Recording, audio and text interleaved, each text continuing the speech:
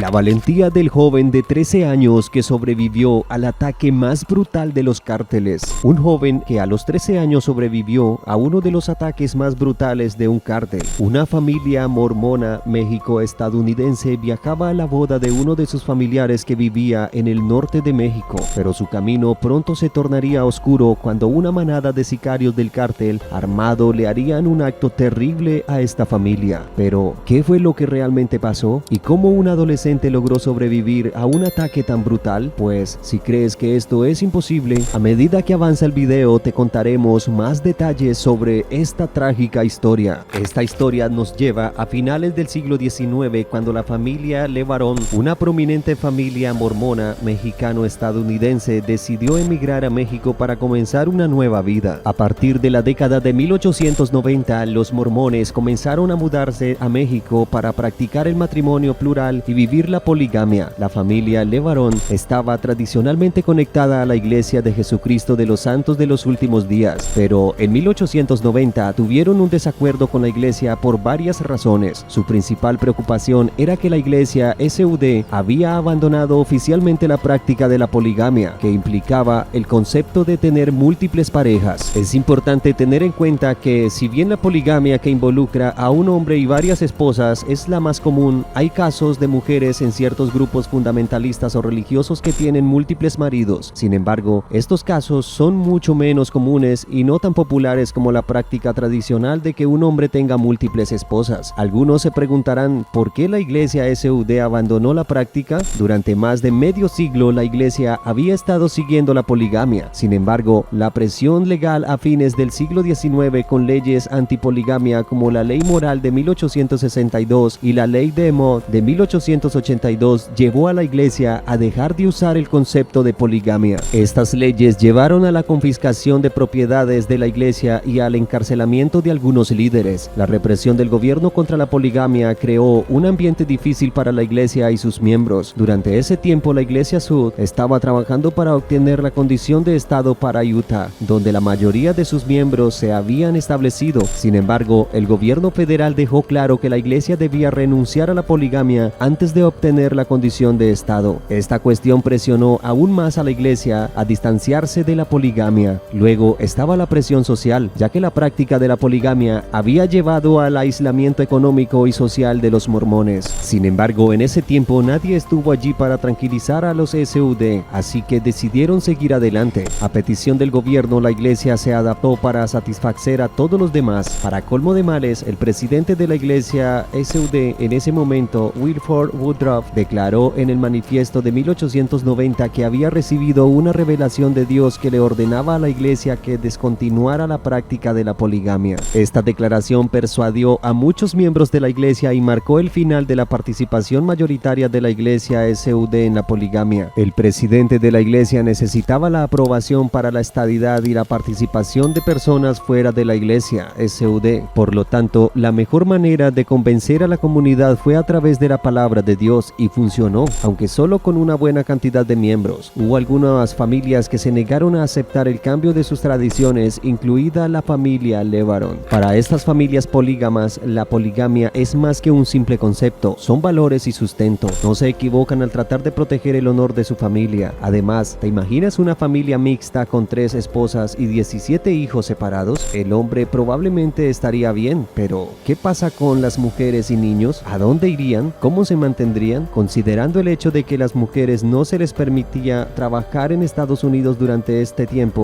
la idea de dividir una familia era demasiado para que la gente la aceptara. La familia LeBaron estaba entre el pequeño grupo que estaba en contra de esta idea, ya que continuaron practicando el matrimonio polígamo. Esto promovió el conflicto y la controversia dentro de la Iglesia Sud. A principios de 1900, la familia LeBaron decidió cortar vínculos con la Iglesia Sud en los Estados Unidos y mudarse a México. Tenga en cuenta que no todos los mormones practican la poligamia, pero sigue siendo una opción válida para cualquiera que desee participar. Aunque la poligamia todavía estaba prohibida en México, las autoridades estaban más dispuestas a pasar por alto el tema dentro de las comunidades mormonas debido a sus fuertes relaciones con las autoridades locales. Además, México, como muchos países, valora la libertad religiosa y puede haber elegido no interferir con las creencias y prácticas religiosas de la comunidad mormona. incluso si esas prácticas incluían la poligamia. Tenga en cuenta que las autoridades mexicanas han tenido otros problemas urgentes que abordar, como los cárteles de narcóticos y crímenes organizados que exigieron atención y recursos más inmediatos. Como resultado, la familia Levarón se instaló muy bien en las áreas rurales de México y establecieron una comunidad propia. No tuvieron que depender de ningún apoyo gubernamental o social, aparte de algunos rumores de sus supuestas actividades de culto que ocurrieron dentro de la comunidad a lo largo de los años. Desafortunadamente, en el lado norte de México, su paz pronto se vio perturbada por un evento horrible que más tarde se conocería como las familias Levarón y Langford. Varias madres estadounidenses y sus hijos fueron emboscados y asesinados en México.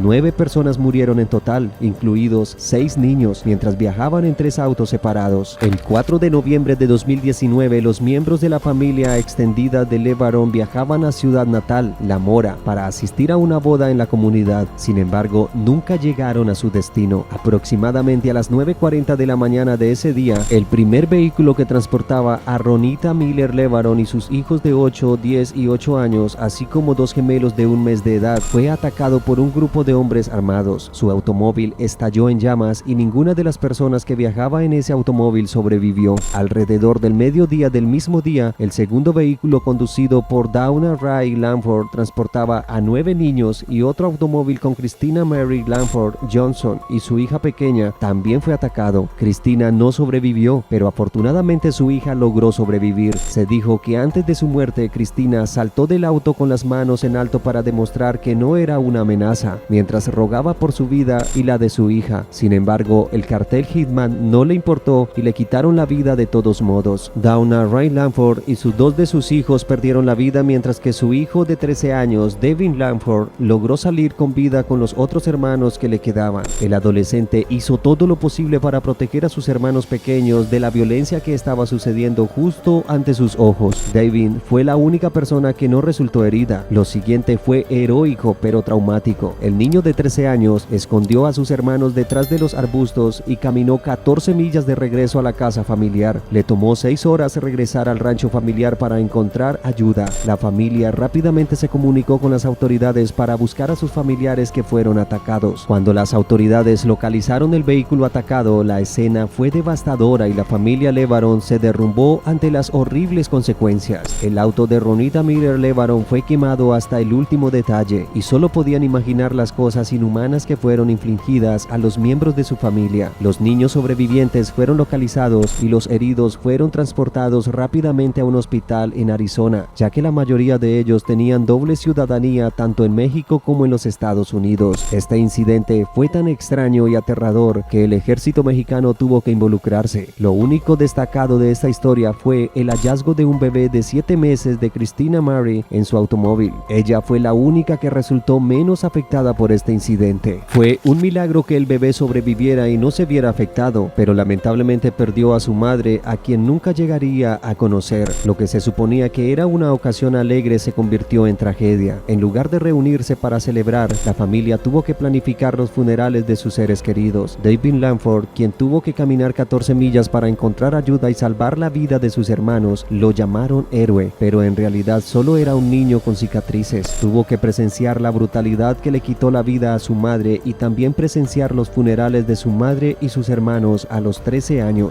El FBI también estaba respondiendo a una invitación del gobierno mexicano para participar en la investigación, diciendo que siguen comprometidos a trabajar juntos con varios socios internacionales para ayudar a llevar justicia a los perpetradores. A raíz de este atroz acto de violencia, la misa de Levarón y la familia Langford crearon una ola de alboroto dentro de México y Estados Unidos. Durante ese tiempo, el presidente Donald Trump tuiteó públicamente: "Si México necesita o solicita ayuda para limpiar estos monstruos, Estados Unidos está listo, dispuesto y capaz para involucrarse y hacer el trabajo rápida y efectivamente". El nuevo presidente de México ha hecho de esto un gran problema, pero los cárteles se han vuelto tan grandes y poderosos que a veces se necesita un ejército para derrotar a un ejército. Muchas personas especularon sobre si el ataque fue un error o una acción intencionada por parte del cártel. Algunos dijeron que el cártel había confundido a la familia Levarón con una pandilla rival, mientras que otros predijeron que la familia pudo haber sido atrapada en un tiroteo de un cártel. Sin embargo, si revisas la historia de la comunidad durante aproximadamente una década, encontrarás encontrarás que esta no fue la primera vez que LeBaron fue atacado por cárteles. En 2009, su líder comunitario Benjamin Benji Franklin LeBaron Wright fue asesinado por miembros de un cártel. Benji LeBaron nació el 4 de agosto de 1976 y era conocido por su activismo y defensa en nombre de su comunidad. Trabajó para crear conciencia sobre los desafíos y amenazas que enfrentaban, particularmente del crimen organizado y los cárteles de narcóticos. Además, era conocido por haber hablado públicamente contra los cárteles de narcóticos, lo que lo convirtió en blanco de varios grupos del crimen organizado. El 7 de julio de 2009, Benji fue atacado justo enfrente de su propia casa.